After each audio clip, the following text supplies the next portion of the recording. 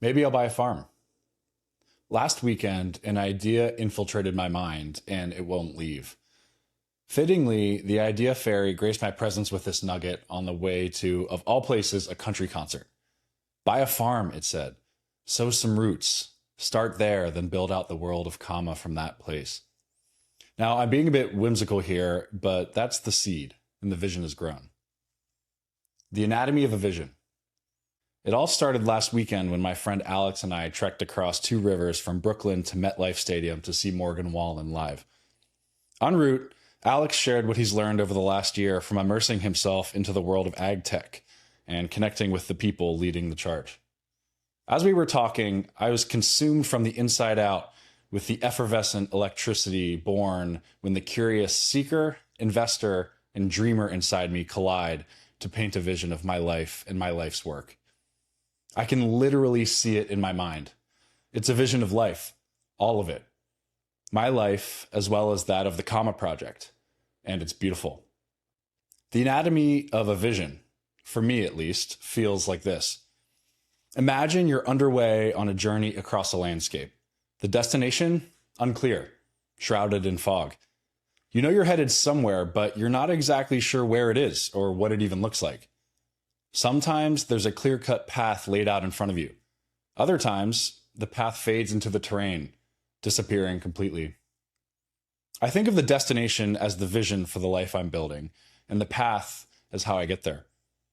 Sometimes I feel like I can see the vision of my life clearly off in the distance, with no path visible in front of me, no idea how to get there. Other times, it's the opposite. I can see the path right in front of me. I know what the next right thing is, yet with no conception of where it might lead me.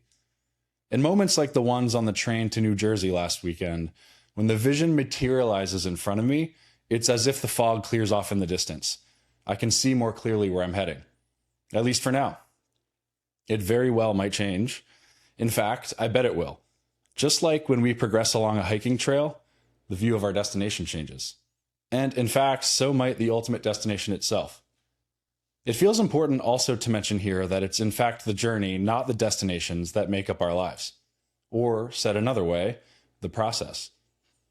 I believe in having a vision, a direction for our lives while working to drop into each day along the way. Ultimately, our life is process. Even if we're able to reach our destinations, life keeps moving on.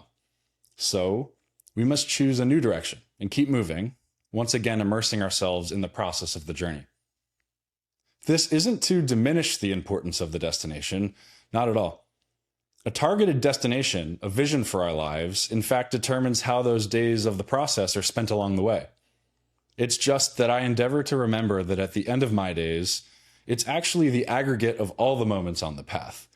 At moments running downhill, and at others hacking the way through an overgrown thicket that make me in my life. That's all I ever have, and it's all I ever will.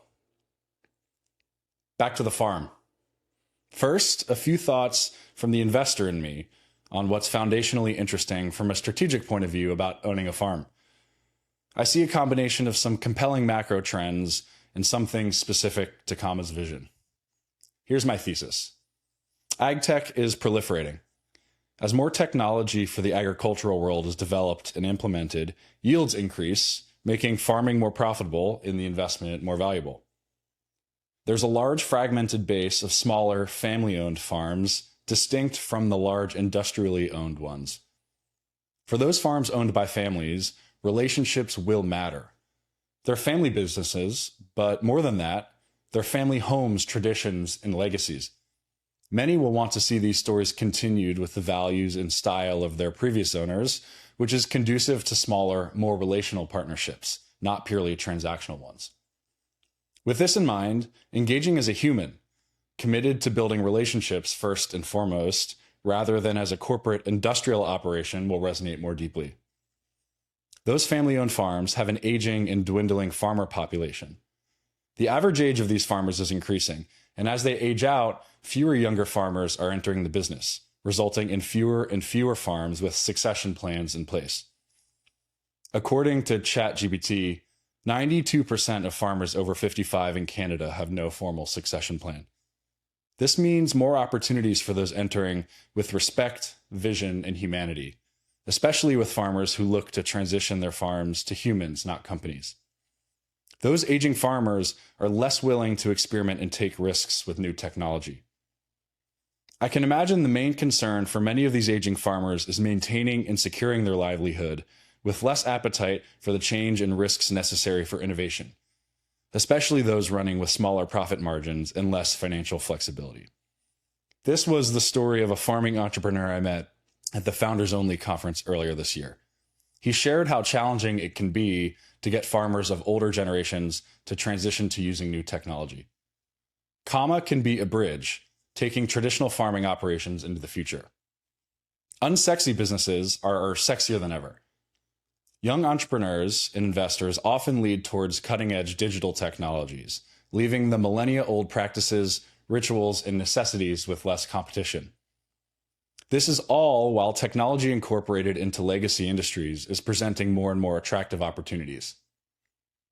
We're seeing some of this as typically unloved businesses like self-storage, manufacturing, and logistics are garnering some attention alongside those sexy industries like AI. An investment in a farm is a real estate investment with the upside of the business of comma. The value of hard assets like land, property, and equipment provides downside protection, especially with rising land prices over the long term, which is particularly attractive in today's inflationary environment.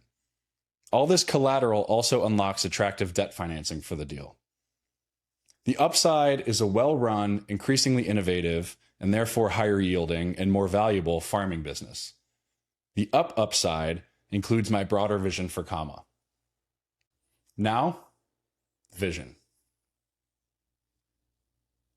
I see a farm surrounded by lush green woods, ideally hilly and butting up against some body of water. I see fields of crops next to a collection of buildings that house all the parts of life. Spaces for living, sleeping, eating, moving, training, creating, connecting, building, pausing, recovering, contemplating, studying. I see stables housing a herd of horses to spark the deeply intuitive and embodied wild self, where we learn from the nonverbal, energetic presence of these powerful, perceptive, present animals. I see myself and my people there, living and working. I see us building alongside the comma team. I see others coming to the land to engage with the world and people of comma. I see them coming to experience comma's hospitality, staying the night in a room, sharing a meal in the restaurant, taking some time to connect in the cafe, and working in gathering spaces. I see spaces designed with beauty in mind, committed to feeding the depth and richness of our humanity, and built to foster meaningful connection. I see fellowship programs in our incubation studio, housing and supporting builders, artists, and creators to live amongst the land and each other, offering time, space, and companionship to those in the process of working towards their vision of their life and life's work.